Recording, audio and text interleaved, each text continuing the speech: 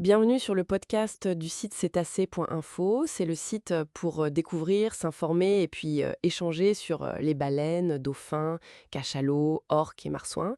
Je suis votre animatrice. Et je suis l'expert invité aujourd'hui. On va explorer ensemble un sujet vraiment fascinant.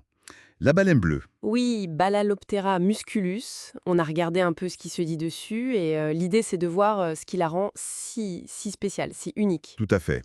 Et la première chose qui frappe, évidemment, c'est sa taille. Ah oui, ça c'est incontournable. On lit partout que c'est le plus grand animal ayant jamais existé. C'est exactement ça.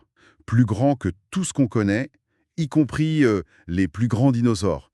L'Argentinosaurus, par exemple, on parle de 90 tonnes.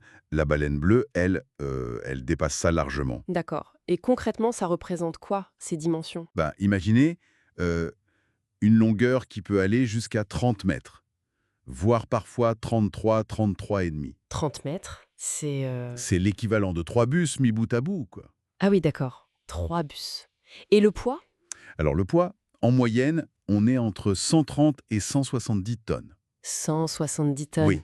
Et il y a même eu des records approchant les 200 tonnes. C'est colossal. Et d'ailleurs, petit détail, les femelles sont souvent un peu plus grandes que les mâles. D'accord. Et j'imagine que cette taille extérieure, elle se retrouve aussi à l'intérieur, au niveau des organes. Ah bah oui, tout est à l'échelle. Prenez le cœur, par exemple. Il peut peser jusqu'à 700 kilos. 700 kilos. Oui, oui, la taille d'une petite voiture, en gros. C'est fou. Et la langue. La langue seule, ça peut faire 4 tonnes. 4 tonnes. Le poids d'un éléphant, juste la langue. Exactement. Le poids d'un éléphant d'Afrique adulte. Ça donne une idée, hein.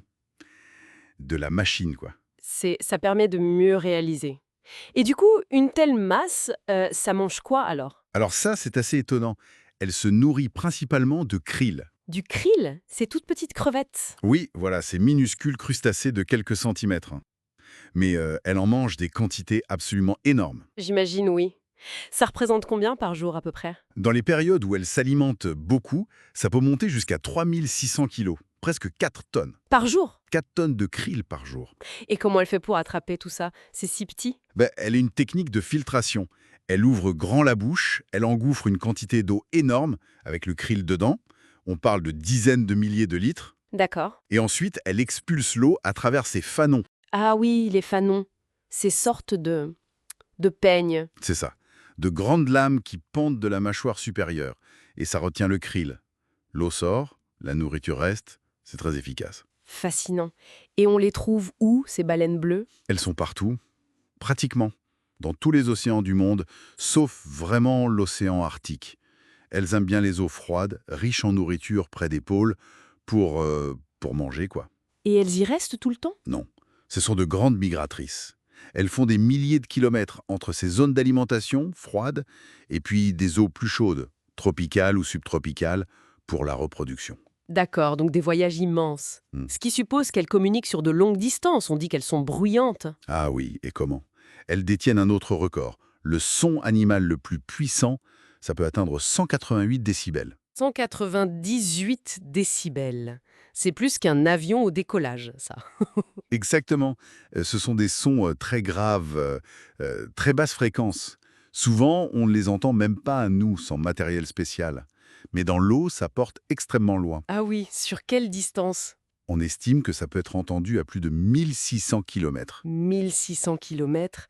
C'est incroyable pour communiquer. Essentiel, oui, vu l'immensité de leur environnement. C'est vraiment un animal magnifique, sous tous les aspects. Mais malheureusement, le tableau est moins rose quand on parle de sa situation actuelle, non? Effectivement, là, c'est plus sombre. La baleine bleue est classée en danger par l'UICN, l'Union internationale pour la conservation de la nature. En danger. Pourquoi? La chasse. La chasse, ça a été la cause historique principale. Au XXe siècle, la chasse industrielle a été dévastatrice. On parle de plus de 350 000 baleines bleues tuées. 350 000. C'est énorme. C'est effarant. La population a été décimée. Aujourd'hui, les estimations sont très larges, mais on pense qu'il en resterait entre 5 000 et 15 000. Si peu. Et la chasse est interdite maintenant, non? Oui, la chasse commerciale est interdite depuis 1966 par la Commission baleinière internationale. Heureusement. Mais il y a d'autres menaces aujourd'hui. Ah oui. Lesquels, par exemple? Mais il y a les collisions avec les gros navires. Ça arrive. Il y a aussi la pollution sonore, La pollution sonore, c'est-à-dire? le bruit généré par le trafic maritime, les sonars, les explorations pétrolières ou gazières. Tout ça, ça perturbe leur communication, leur alimentation, leur comportement. D'accord, ça les gêne énormément. Oui. Et puis, il y a le changement climatique qui affecte le krill, leur nourriture de base. Et n'oublions pas la prédation, surtout sur les jeunes, par les orques. Donc, même sans la chasse, leur survie reste compliquée.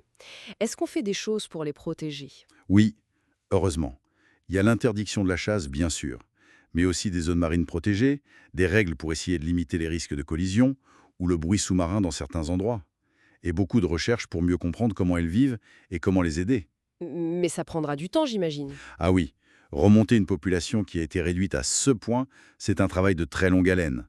Ça demande une vigilance constante. Donc, si on résume, taille et poids record absolu dans le monde animal, des organes internes gigantesques, une alimentation très spécialisée mais massive, une communication hyper puissante à longue distance, C'est ça. mais aussi une espèce classée en danger à cause de la chasse passée et des menaces actuelles comme les collisions, le bruit, le climat, malgré les efforts de protection. Un géant, mais fragile. C'est exactement ça. Un géant fragile des océans. Ça fait réfléchir quand même à notre impact. Vu l'étendue de leur habitat et la nature globale des menaces, est-ce que nos efforts actuels sont suffisants? Sont-ils vraiment à l'échelle de cet animal? C'est une question qui reste ouverte. Merci pour votre écoute. Retrouvez plus d'actualités sur cétacé.info et n'hésitez pas à vous abonner pour être alerté de nos prochaines explorations.